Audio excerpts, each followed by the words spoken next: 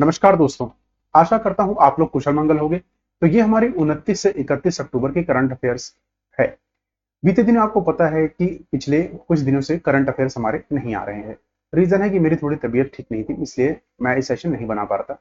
तो आइए, आज का सेशन थोड़ा लंबा हो सकता है, ठीक है। तो इसको थोड़ा सा आप पेशेंसली देखिएगा, क्योंकि सारे इंपॉर्टेंट क्वेश्चन इसमें मैंने रखे हैं जो पिछले 3 दिन में हुए हैं, ठीक है। आइए स्टार्ट करते हैं पहले प्रश्न के साथ। पहला प्रश्न है कि भाई सॉल्ट टाइफून क्या है जो हाल ही में समाचारों में देखा गया। देखिए, प्रश्न ऐसे ही आते हैं जैसे कि जो न्यूज में होता है ना, जैसे सॉल्ट टाइफून क्या है, यही आएगा कि प्रश्न पूछ लिया जाएगा, ये किससे संबंधित है।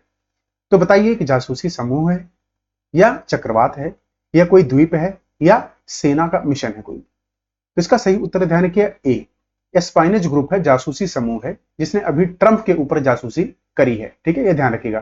देखिए, टाइफून से आप चक्रवात से कंफ्यूज हो सकते हैं, या द्वीप से कंफ्यूज हो सकते हैं, पर ध्यान रखिएगा कई बारी ना ये प्रश्न डाले जाते हैं इसलिए कि आपको कंफ्यूजन क्रिएट करने के लिए। इसके अगर इंपॉर्टेंट पॉइंट की हम बात करें तो एक चीनी साइबर जासूसी समूह जिसे सॉल्ट टाइफून के नाम से जाना जाता है, ने कथित तौर पर अमेरिका के पूर्व राष्ट्रपति डोनाल्ड ट्रंप के फोन की डेटा को गुप्त रूप से चुराया है। एस्पाइनेज का मतलब क्या होता है कि जासूसी या जासूसों का उपयोग करने का अभ्यास है, आमतौर पर सरकारों द्वारा राजनीतिक और सैन्य जानकारी प्राप्त करने के लिए किया जाता है। इसी के साथ आपको यह ध्यान रखना है कि अमेरिका के जो अभी हाल ही फिलहाल में प्रेसिडेंट है, कौन है आपको पता है ना, कौन है? Joe Biden. जो बाइडेन ये यहाँ के मौजूदा राष्ट्रपति। अगला प्रश्न है, राष्ट्रीय एकता दिवस कब मनाया जाता है? 26 अक्टूबर, 31 अक्टूबर, 24 अक्टूबर या 28 अक्टूबर? तो ध्यान रखिएगा बी, 31 अक्टूबर को प्रतिवर्ष यह मनाया जाता है, ठीक है। किसकी याद में? तो हमको आपको याद होगा ना कि सरदार वल्लभ भाई पटेल, इन्होंने राष्ट्र में जो रियासतें थी ना, राजौड़े, उनको तकरीबन तकरीबन 565 रियासतें थी जिनको इन्होंने एकत्र करके भारत में जोड़ा था। तो उसी रियासतों में प्रिंसली स्टेट जिसे आप बोलते हैं, प्रिंसली स्टेट्स, उसी की याद में ना इन्हीं को कहा जाता है, लौह पुरुष भी इनको कहा जाता है। और इस एकता की प्रतिमा को इन्होंने जो संजोया है पूरे भारत के जो ये प्रिंसली स्टेट से, इसीलिए इनकी याद में ये राष्ट्रीय एकता दिवस मनाया जाता है। तो राष्ट्रीय एकता दिवस पर सरदार वल्लभ भाई पटेल की जयंती भारत को एकजुट करने में पटेल की भूमिका का सम्मान को चिन्हित करने के लिए प्रतिवर्ष हर साल मनाया जाता है। गुजरात के केवड़िया में दुनिया की सबसे ऊंची एकता प्रतिमा सरदार वल्लभ भाई पटेल की याद में लगाई गई है, ये ध्यान रखें। प्रश्न आ सकता है, स्टैच्यू ऑफ यूनिटी किस जिले में है? तो केवड़िया। किस नदी के किनारे है? आप बताइए, किस रिवर के किनारे? किस रिवर के किनारे है? ये आप मुझे कमेंट बॉक्स में बताइए, ठीक है, ध्यान रखिएगा। इसी के साथ जितने भी अक्टूबर के इंपॉर्टेंट डेज हैं वहां रिवाइज कर लेते हैं। जैसे वर्ल्ड वेजिटेरियन डे 1 अक्टूबर को, 2 अक्टूबर को गांधी जयंती या फिर अंतरराष्ट्रीय अहिंसा दिवस भी कहते हैं, ठीक है। 3 अक्टूबर को जर्मन यूनिटी डे, 5 अक्टूबर को वर्ल्ड टीचर्स डे, 6 अक्टूबर को वर्ल्ड सेरिब्रल प्लासी डे, 7 अक्टूबर को वर्ल्ड हैबिटेट डे, 8 अक्टूबर को भारतीय वायुसेना दिवस, 10 अक्टूबर को विश्व मानसिक स्वास्थ्य दिवस, 11 अक्टूबर को अंतरराष्ट्रीय बालिका दिवस, 12 अक्टूबर को विश्व गठिया दिवस, 13 अक्टूबर को स्तन कैंसर जागरूकता दिवस, 15 अक्टूबर को वर्ल्ड स्टूडेंट डे बोलते हैं, ठीक है। किसके लिए याद में? तो डॉक्टर एपीजे अब्दुल कलाम। 17 अक्टूबर को इंटरनेशनल अभिधम्म दिवस, और 20 अक्टूबर को वर्ल्ड स्टैटिक्स डे, और 24 अक्टूबर को वर्ल्ड पोलियो डे, ये ध्यान रखिए। अगला प्रश्न है हमारा, राष्ट्रीय महिला आयोग के नए अध्यक्ष के रूप में किसे नियुक्त किया गया है? ए रेखा शर्मा, बी विजय किशोरी राहतकर, या सी संजीव खन्ना, या डी गिरीश चंद्र मुर्मू? तो ध्यान रखिए, इसका सही उत्तर है बी विजय किशोरी राहतकर, ये ध्यान रखिएगा, ठीक है। इससे पहले कौन थी? रेखा शर्मा, अभी ये रिटायर हुई है, ठीक है। अभी ये रिटायर्ड हुई है अपने पोस्ट से, इनकी जगह अब ये आ गई है, ये ध्यान रखिएगा, ठीक है। ये है विजय किशोरी। तो ध्यान रखिए कि राष्ट्रीय महिला आयोग की बात करें तो भारत में महिलाओं के अधिकारों की रक्षा को बढ़ावा देने के लिए इसका, जिसे कहते हैं ना कि अधिनियम के तहत 1990 के तहत 1992 में स्थापित किया गया था, एक स्वायत्त और वैधानिक निकाय है। प्रश्न आ जाता है कई बार, किस प्रकार की बॉडी है ये? 1992 में स्टेब्लिश की गई थी। एक कैसी बॉडी है? तो ध्यान रखिए, ऑटोनॉमस स्टेचुरी बॉडी, अंग्रेजी में इसको ध्यान रखिएगा, ठीक है। इसके अध्यक्ष और 5 सदस्य 3 वर्ष के लिए अवधि के लिए पद धारण करते हैं। प्रश्न आ सकता है कितनी होती है इनकी ड्यूरेशन? टीनियर बोलते हैं जिसे, टीनियर इनका होता है 3 साल, ठीक है। टोटल कितने होते हैं? टोटल होते हैं 6 सदस्य, ठीक है। एक चेयरमैन और बाकी 5 वैसे सदस्य। ठीक है, ये ध्यान रखिएगा। इसी के साथ मोस्ट इंपॉर्टेंट नियुक्तियां देख लेते हैं। जैसे किशोर मकवाना को राष्ट्रीय अनुसूचित जाति आयोग का अध्यक्ष बनाया गया है। सरदार रमेश सिंह अरोड़ा को पाकिस्तान का पहला सिख मंत्री बनाया पंजाब प्रांत में। देवेंद्र झझरिया को भारतीय पैरालंपिक समिति का अध्यक्ष बनाया है। मरियम नवाज को पाकिस्तान में पहली महिला मुख्यमंत्री बनाया गया है पंजाब प्रांत में। एस राजीव को सतर्कता आयुक्त बनाया है। विनीत जोशी को सीबीएसई का अध्यक्ष बनाया गया है। नवनीत कुमार सहगल को प्रसार भारती बोर्ड का अध्यक्ष बनाया गया है। ज्ञानेश कुमार और सुधीर संधू चुनाव आयुक्त नियुक्त हुए हैं। टोटल 3 चुनाव आयुक्त होते हैं ना, और एक मुख्य चुनाव आयुक्त, ये ध्यान रखिएगा। संयुक्त राज्य अमेरिका में भारत के नए राजदूत बने हैं बिना क्वात्रा। वहीं सुमन कुमारी को बीएसएफ की पहली महिला स्नाइपर घोषित किया गया है। अनुराग अग्रवाल को संसद सुरक्षा का प्रमुख, एम खानविलकर को लोकपाल अध्यक्ष, इंद्रमणि पांडे को BIMSTEC secretary general, Raghuram Iyer को ओलंपिक संघ का सीईओ, अनिल कुमार लोहाटी को ट्राई का हेड, नवाब सलाम को आईसीजे का नया अध्यक्ष, सिंधु गणपति को दक्षिण रेलवे की पहली ट्रांस महिला, ये रट लो, इसको ध्यान रखिए। राष्ट्रीय चिकित्सा आयोग के नए अध्यक्ष बने हैं बीएन गंगाधर। ठीक है, वहीं राष्ट्रीय महिला आयोग के नए अध्यक्ष बने हैं विजय किशोरी, मैंने आपको बता दिया। रश्मि शुक्ला महाराष्ट्र की पहली महिला डीजीपी बनी है। विकासशील को एशियन डेवलपमेंट बैंक का एग्जीक्यूटिव डायरेक्टर, दलजीत सिंह चौधरी को एसएसबी का डायरेक्टर जनरल, रविंदर त्यागी को पावर ग्रिड कॉर्पोरेशन का सीएमडी, नादिया केल्विन को नया प्रेसिडेंट बनाया गया यूरोपियन इन्वेस्टमेंट बैंक का, सेंथिल पांडियन को वर्ल्ड ट्रेड ऑर्गेनाइजेशन का राजदूत बनाया गया है। शशि सिंह अखिल भारतीय रबर उद्योग संघ के अध्यक्ष बनाए गए हैं। P Santosh national asset reconstruction company के एमडी बनाए गए।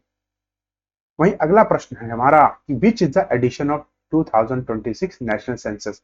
भैया 2026 में नेशनल सेंसस होने जाना है, भारत की जनगणना। ये पूछा इसका संस्करण कौन सा है, तो संस्करण बताना आपको कौन सा है, 15वां है, 18वां है, 16वां है, 14वां है। देखिए मोस्ट इंपॉर्टेंट इसको लिख दिए। ये कैसा है, मोस्ट इंपॉर्टेंट क्वेश्चन है। ठीक है, ये ध्यान रखिएगा।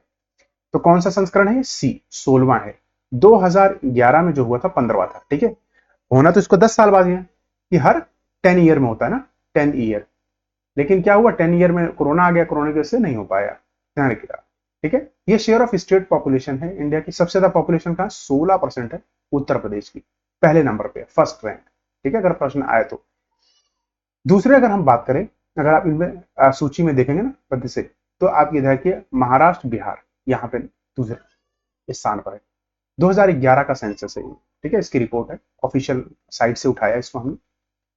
वहीं अगर इसके इंपॉर्टेंट पॉइंट की बात करें तो ध्यान रखिए कि गृह मंत्रालय का रजिस्ट्रार जनरल और जनगणना आयुक्त का कार्यालय हर 10 साल में जनगणना आयोजित करता है।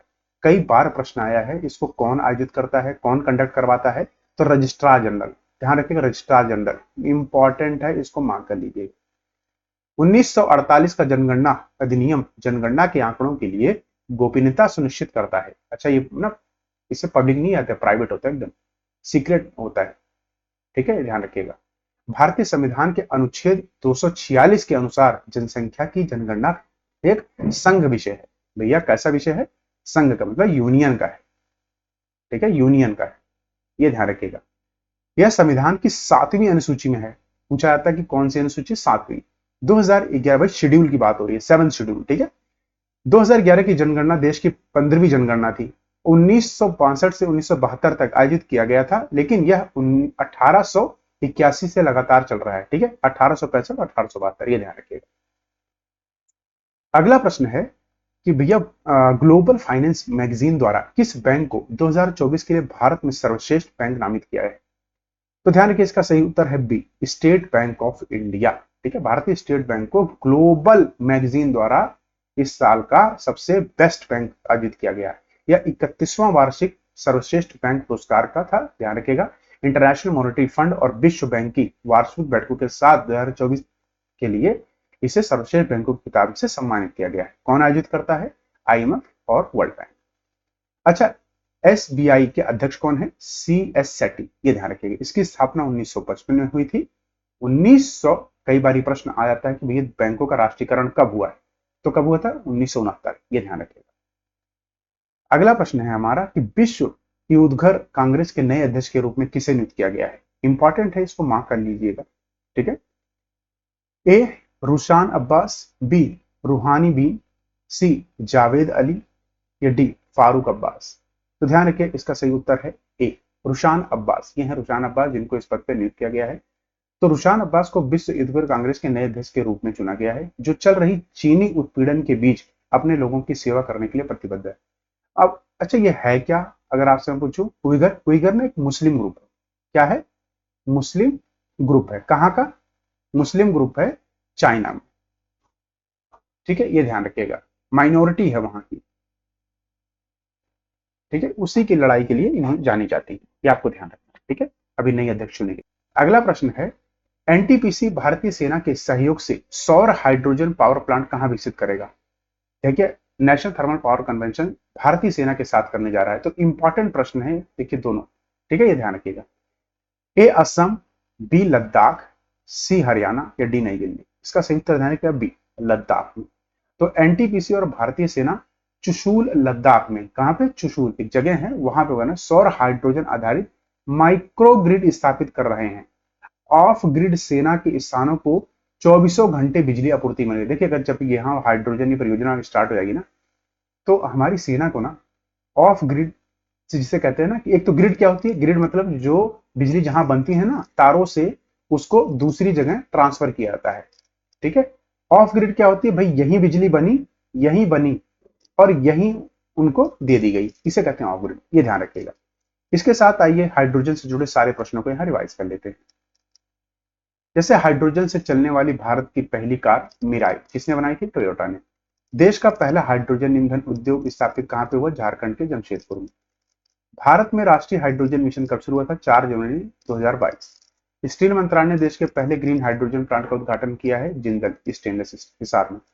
देश का पहला बहुउद्देशीय multipurpose green hydrogen pilot project कहां शुरू हुआ है? हिमाचल प्रदेश। भारत की पहली हाइड्रोजन से चलने वाली ट्रेन हरियाणा में शुरू हुई थी, वंदे मेट्रो। हाइड्रोजन खोजकर्ता कौन है? Henry Cavendish. ठीक है, अगला है, विश्व का पहला डिलिक्ट हाइड्रोजन फेरी कौन है? नॉर्वे में शुरू हुई है, ये ध्यान रखिएगा। भारत का पहला hydrogen internal combustion engine H2 truck बनाया किसने? रिलायंस ने। भारत का पहला शुद्ध हरित हाइड्रोजन प्लांट शुरू हुआ है असम में, रिलायंस ने शुरू किया है। भारत का पहला बायोमास आधारित हाइड्रोजन प्लांट मध्य प्रदेश के खांडवा जिले में।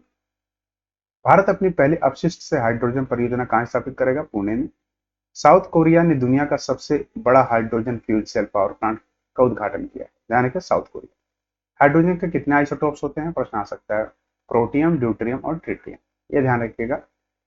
वहीं अगला प्रश्न है हमारा, विश्व का पहला हरित ऊर्जा द्वीप कहां स्थापित है? ए पैसिफिक ओशन, बी नॉर्थ सी या सी ब्लैक सी या डी रेड सी। तो ध्यान रखिए, अभी हाल ही में ना उत्तरी सी, जिसे कहते हैं नॉर्थ सी, यहां पर भी स्थापित किया गया है। महत्वाकांक्षी हरित ऊर्जा परियोजना है, जो कि बेल्जियम की राजकुमारी एलिजाबेथ के नाम पर रखा गया है। प्रश्न आ सकता है किसके नाम पर रखा गया है? तो बेल्जियम की राजकुमारी एलिजाबेथ।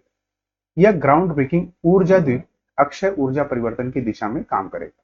ठीक है, यह आप देख लीजिए, नॉर्थ सी ये है इसकी लोकेशन, यूनाइटेड किंगडम आपका है, यहाँ नीदरलैंड, इसी के बीच में नॉर्थ सी आता है। ठीक है, प्रश्न आ सकता है, आपको पता होना। अगला प्रश्न है, रूल ऑफ लॉ इंडेक्स 2024 में भारत की रैंक क्या है? ए 79, बी 105, सी 93 या डी 134। तो ध्यान रखिए, इसका उत्तर है ए 79 पोजीशन इस बार भारत की है। तो विश्व न्याय परियोजना द्वारा प्रकाशित इसको प्रकाशित कर रहे हैं? विश्व न्याय परियोजना। 2004 रूल ऑफ लॉ इंडेक्स में भारत के 142 देशों में 69वें स्थान पर है। यह रैंकिंग भारत में शासन की वर्तमान स्थिति, मौलिक अधिकार और कारोबारी माहौल को दर्शाता है कि कितना अच्छा ये माहौल है, ये ध्यान रखिए। इसके साथ मोस्ट इंपॉर्टेंट इंडेक्स का ये देख लेते हैं, जैसे ग्लोबल हंगर इंडेक्स, कर्सन वर्ल्ड वेल और वेलिंगवर्थ इसको पब्लिश करता है। 2024 में इंडिया की रैंक 105 आई है और 2023 में 111। लोकतंत्र सूचांक इकोनॉमिकल इंटेलिजेंस पब्लिश करता है, इंडिया की रैंक 104 है, टॉप पे है नॉर्वे। विश्व वैश्विक संपदा सूचांक US chambers of commerce publish करता है, इंडिया की रैंक है 42, यूएस की रैंक 1 है।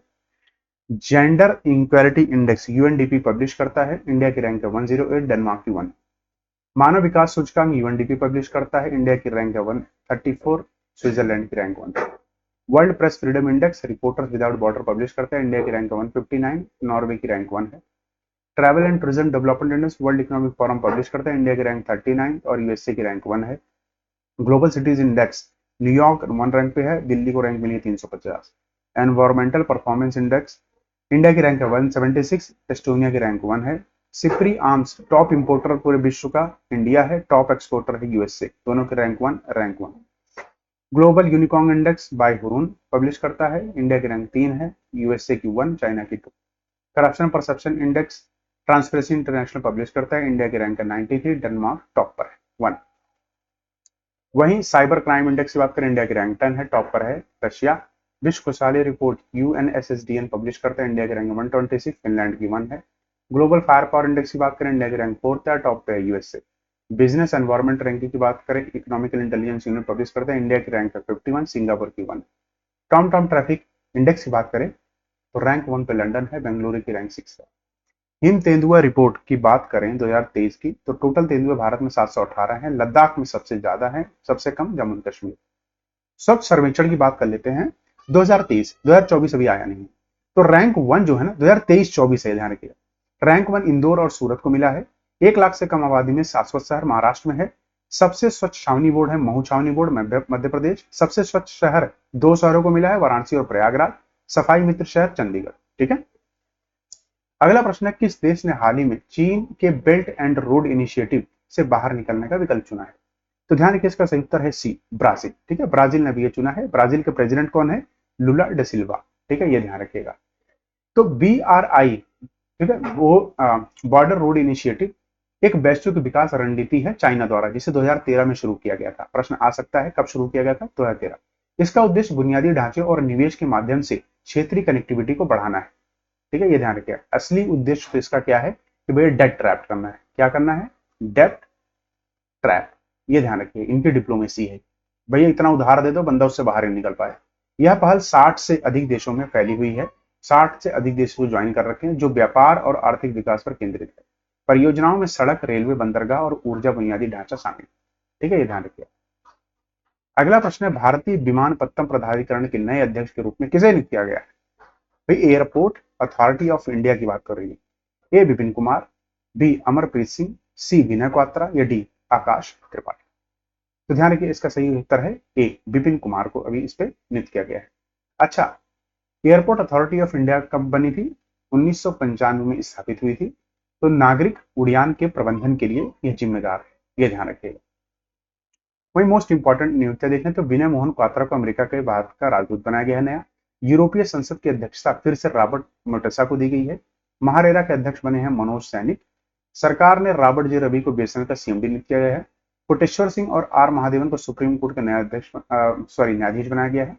सुमन कुमारी को बीएसएफ की पहली महिला स्नाइपर बनाया गया है। अनुराग अग्रवाल को संसद सुरक्षा का प्रमुख। एम खानविलकर को लोकपाल अध्यक्ष। इंद्रमणि पांडे को BIMSTEC secretary general. Raghuram Iyer को भारतीय ओलंपिक संघ का सीईओ। अनिल कुमार लोहाटी को ट्राई का हेड। नवाब सलाम को आईसीजे का नया अध्यक्ष। सिंधु गणपति को दक्षिण रेलवे की पहली ट्रांस महिला। राष्ट्रीय चिकित्सा आयोग के नए अध्यक्ष बीएन गंगाधर। मनोला मार्केस भारत की फुटबॉल टीम के मुख्य कोच बने हैं। जॉर्जेस एलहरी एचएसबीसी के नए सीईओ बने हैं। उर्वला वान डेन 2024 से 29 के यूरोपीय आयोग के अध्यक्ष बने हैं। सुमन सिन्हा सीईओ बनी है क्लाइमेट लीडर्स की, ये ध्यान रखिएगा। ठीक है। अगला प्रश्न है, हाल ही में के एस पुट्टा स्वामी का निधन हो गया, वह किससे संबंधित थे? ए जर्नलिज्म, बी म्यूजिक, सी स्पेस या डी जुडिशरी। इसका सही उत्तर है डी, न्यायपालिका से संबंधित थे, ये ध्यान रखिएगा। तो आपको याद होगा राइट टू प्राइवेसी इन्हीं की वजह से ये आया था, ये ध्यान रखिएगा। तो न्यायमूर्ति के एस पुट्टा स्वामी का 98 साल की आयु में निधन हो गया। कर्नाटक के कोलार में फरवरी 1926 में इनका जन्म हुआ था। प्रश्न आ सकता है कहाँ जन्म हुआ था? ठीक है, इनको किस लिए जाना था? तो पूर्व न्यायाधीश थे, 1977 से 84 तक अपनी सेवानिवृत्ति की सेवा दी थी इन्होंने। उन्होंने 2012 में आधार योजना के खिलाफ सुप्रीम कोर्ट में चुनौती दी, जिसके कारण 2017 में भारत के संविधान के तहत निजता को, निजता मतलब प्राइवेसी को, अनुच्छेद 21 के मौलिक अधिकार घोषित किया गया था। ये ध्यान रखिएगा, बहुत इंपॉर्टेंट है। के एस पुट्टा स्वामी जजमेंट, ठीक है, कब पास हुआ था? 2017 में। इसके साथ जो जो नई ऑब्ituरीज हुई हैं अभी हाल ही में 2024 में, मतलब जो जो लोग की मृत्यु हुई है उनको हम देख लेते हैं। ठीक है, इंपॉर्टेंट डेथ्स हैं ये। सुशील मोदी थे, बिहार के उप मुख्यमंत्री थे। सलाम बिन रज्जाक प्रसिद्ध उर्दू लेखक थे। पॉल अलेक्जेंडर अमेरिकी the man and the iron lung के नाम से फेमस थे। गजल गायक पंकज उधास का निधन हो गया था। देश के सबसे बुजुर्ग टेस्ट क्रिकेटर दत्ता राजा गायकवाड़ का निधन हो गया था। भारत की पहली ओरल मौखिक गर्भ निरोधक गोली सहेली आई थी ना, उसकी जो खोज करता थी डॉक्टर आन नित्या, उनका निधन हो गया था। यामिनी कृष्णमूर्ति भरतनाट्यम करती थी, उनका निधन हो गया था। अंशुमन गायकवाड़ क्रिकेटर थे, इनका निधन। पंडित राजीव तारानाथ सरोद वादक थे, इनका निधन हो गया। कमला बेनीवाल राजस्थान की पहली महिला मंत्री थी, इनका निधन हो गया। पीटर हिग्स ब्रिटिश भौतिक विज्ञान थे, इनका निधन हो गया। शास्त्रीय गायिका प्रभा अत्रे किराना घराना संबंधी, इनका निधन हो गया। मुनव्वर राणा मशहूर उर्दू गायक थे, इनका निधन हो गया था। इब्राहिम रईसी ईरान के राष्ट्रपति प्लेन क्रैश में हो गया था। प्लेन मतलब हेलीकॉप्टर क्रैश जाने के। बुद्ध देव भट्टाचार्य पश्चिम बंगाल के पूर्व सीएम थे, इनका निधन हो गया। शोभना रनाडे गांधीवादी समाजवादी सुधारती, इनका निधन हो गया था। राम नारायण अग्रवाल अग्नि मैन ऑफ इंडिया कहते थे, इनका निधन हो गया। नटवर सिंह पूर्व विदेश मंत्री थे, one life is not enough इनकी बुक थी, इनका भी निधन हो गया। ठीक है, ये ध्यान रखिएगा। अगला प्रश्न है, डिसलेक्सिया के बारे में जागरूकता बढ़ाने के लिए हाल ही में भारत में शुरू किए गए अभियान का नाम क्या है? तो इसका ध्यान रखिएगा, ए एक्ट फॉर डिसलेक्सिया। ठीक है, ये ध्यान रखिएगा। डिसलेक्सिया क्या होता है? जिसमें बच्चे ना बहुत धीरे धीरे सीखते हैं चीजों को, पढ़ना लिखना बहुत धीरे धीरे करते हैं, उनको डिसलेक्सिया कहते हैं। किस कारण होता है? तो यूनेस्को ने Mahatma Gandhi institute of education for peace and sustainable development और चेंजिंग फाउंडेशन द्वारा समर्पित यह पहल सीखने की अक्षमता वाले व्यक्तियों के सामने आने वाली चुनौतियों पर प्रकाश डालती है, जो भारत की लगभग 20% आबादी को प्रभावित करता है। ये देखिए, जब बच्चा पैदा होता है ना, तो उसी के साथ जैसे कहते हैं ना डाउन सिंड्रोम, तो डाउन सिंड्रोम तो नहीं बोलेंगे, बट हाँ कुछ ऐसे ही इसके लक्षण होते हैं, ये ध्यान रखिएगा। अगला प्रश्न है, किस देश ने डोंगफेंग 26 मिसाइल विकसित की है? A China, B Russia, C Israel या डी ईरान? ध्यान रखिए, इसका सही उत्तर है ए, चाइना ने अभी ये डोंगफेंग 26 मिसाइल विकसित की है। ठीक है, डोंगफेंग 26। अगला प्रश्न है, भारत के प्रधानमंत्री ने हाल ही में ब्रिक्स शिखर सम्मेलन के दौरान रूसी राष्ट्रपति को कौन सी पारंपरिक पेंटिंग भेंट की है? इसका सही उत्तर ध्यान रखिए, ए सुरही पेंटिंग की। ठीक है, सुरही पेंटिंग। तो सुरही पेंटिंग से पहले मैं आपको बता दूं कि भारत के प्रधानमंत्री ने हाल ही में कजान में हो रहा है, कजान कहाँ है? रशिया, रशिया में ब्रिक्स सम्मेलन हो रहा है, वहां पे वहां के राष्ट्रपति को सुरही पेंटिंग दी। सुरही एक स्वदेशी भित्ति कला के रूप में मेसो ताम्रपात्र कला 1900 से 5000 ईसा पूर्व के बनी हुई है, ध्यान रखिएगा। ठीक है, मेसो ताम्रपात्र है, ये ध्यान रखिएगा। यह मुख्य रूप से आदिवासी महिलाओं द्वारा लड़की का कोयला, मिट्टी और मिट्टी जैसे प्राकृतिक सामग्री का उपयोग करके बनाया जाता है। कला में जीवंत रंगों और प्रतीकात्मक रूपांकनों के साथ जंगलों, नदियां, जानवरों और प्राकृतिक विषयों को दर्शाया गया है। ठीक है, ये ध्यान रखिए। खासकर बिहार, उड़ीसा और पश्चिम बंगाल की जनजातियां इसे यूज करती हैं। प्रश्न आ सकता है कि कहाँ की जनजातियां? ठीक है, इसी के साथ यह संस्करण पूरा होगा। आप सभी का धन्यवाद। कल फिर मिलेंगे, अपने लेक्चर के साथ कंटिन्यू करेंगे। तब तक अपना ख्याल रखिए। जय हिंद, जय भारत।